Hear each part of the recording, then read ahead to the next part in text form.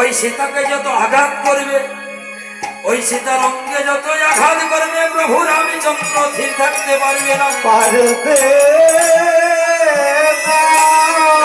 জানো, সীতার অঙ্গে আঘাত করার সঙ্গে সঙ্গে প্রভু রামচন্দ্র স্থির থাকতে পারবে না। দেখছো না তোমরা কত কান্নাকাটি করছো না? আমি কখনো কাঁদি না। কেন কাঁদি না জানো? প্রভু রামচন্দ্র যেদিন আমার এই লঙ্কাপুরে আসবে, সেদিন যদি আমার লঙ্কাপুরে জল না থাকে, তুমি জানো মন্দাদরি, আমি সেদিন কি দিয়ে প্রভু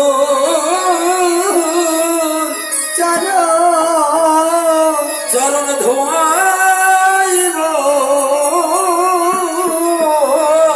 আমি কি দিয়ে প্রভু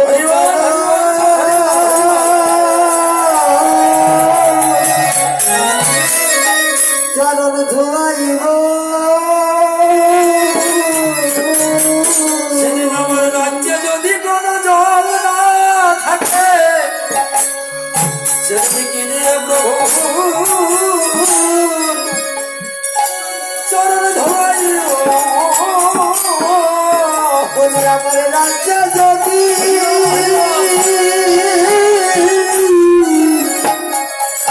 জল না থাকে, আমি কি দিয়ে প্রভু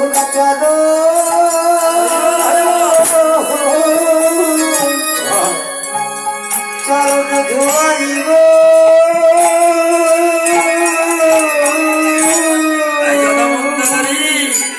তুমি জানো না মন্দাদরি, তোমরা সকলে কাঁদছ, আমি কাঁদছি না কেন? আমি কাঁদতে কাঁদতে যদি আমার চোখের জল ফুরিয়ে যায়, তাহলে আমি গোবিন্দের চরণ ধোয়াতে পারবো না। তাই যেদিন ওই অযোধ্যা হতে প্রভু রামচন্দ্র এই লঙ্কাপুরে আনবে, সেদিন আমি নয়ন জলে ধোয়াইব,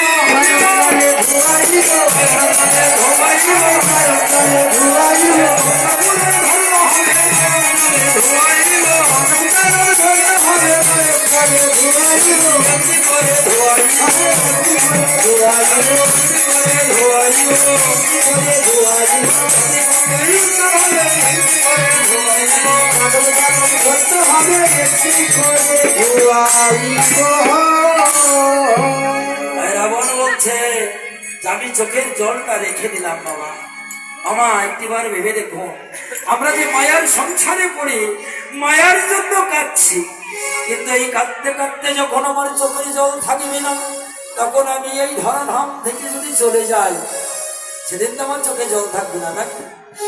সেদিন যে গোবিন্দের চরণে 2 ফোঁটা জল দেব, এই জল থাকবে না। এই জন্য মায়ার জন্য কান্দা যাবে না, কাঁদতে হলে আমার গোবিন্দের জন্য কাঁদতে হবে। এমনি করে রাবণ বলছে। আর ওদিকে শবরী কি করলেন? শবরী বন থেকে কিছু এটে ফল এনে রাখলেন। এবার প্রভু রামচন্দ্র এসে শবরীরই পিছনে দাঁড়িয়েছে। শবরী বলছে প্রভু প্রভু তুমি এসেছো প্রভু। শবরী প্রভুকে বসতে দেবে তেমন কোনো বসন নাই, পরনে একটা ছিন্ন বসন। ভক্ত হওয়া কি এত সহজ বাবা? আমরা ভক্ত হয়ে ঘরে এসি লাগিয়েছি, ঘরে টাইলস বসিয়েছি, আর সবরই পরনে একটা ছিন্ন বসন, বসার জায়গা নাই। তাই সবই ওই ছিন্ন বসন টুকরো করে প্রভু রামচন্দ্রকে উরুর উপরে বসিয়ে দিয়ে বন থেকে সেই এটো ফল